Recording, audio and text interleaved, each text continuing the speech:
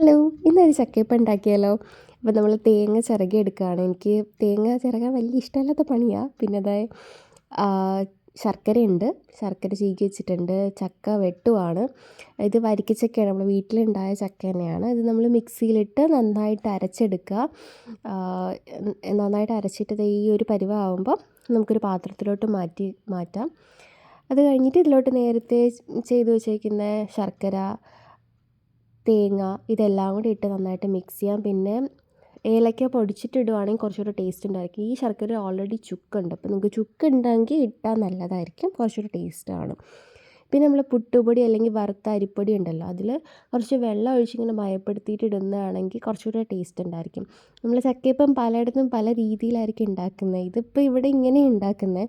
അപ്പോൾ വൈകുന്നേരം ആയപ്പം ഇങ്ങനെ ഉണ്ടാക്കാം അമ്മ പറഞ്ഞപ്പോൾ ഓക്കെ ശരി ഉണ്ടാക്കാം. ചെറിയൊരു മഴക്കോളൊക്കെ ഉണ്ടായിരുന്നു. അപ്പോൾ ചായയൊക്കെ കുടിച്ച് കഴിക്കാമല്ലോ എന്ന് വിചാരിച്ചിട്ടാണ്. അപ്പോൾ നമുക്കിതിലോട്ട് മാറ്റി വയ്ക്കാം. അപ്പോഴേക്കും ആവി കയറ്റി വേവിക്കാം.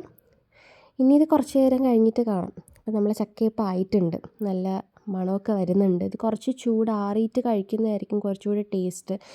ഇത് പലതരത്തിലുള്ള ചക്കയിൽ ഉണ്ടാക്കാം. അപ്പം ഞാനിങ്ങനെ കഴിച്ചു നോക്കുകയാണ്. അപ്പോൾ നല്ല ടേസ്റ്റുള്ള മധുരമൊക്കെ ആയിട്ട്. പണ്ടൊന്നും എനിക്കിത് ഭയങ്കര ഇഷ്ടമല്ലായിരുന്നു, പക്ഷേ ഇപ്പോൾ ഇതൊക്കെ ഇഷ്ടമായിട്ട് വരുന്നുണ്ട്. അപ്പോൾ എന്തായാലും നല്ല ടേസ്റ്റ് ഉണ്ട്. അപ്പോൾ പിന്നെ കാണാം.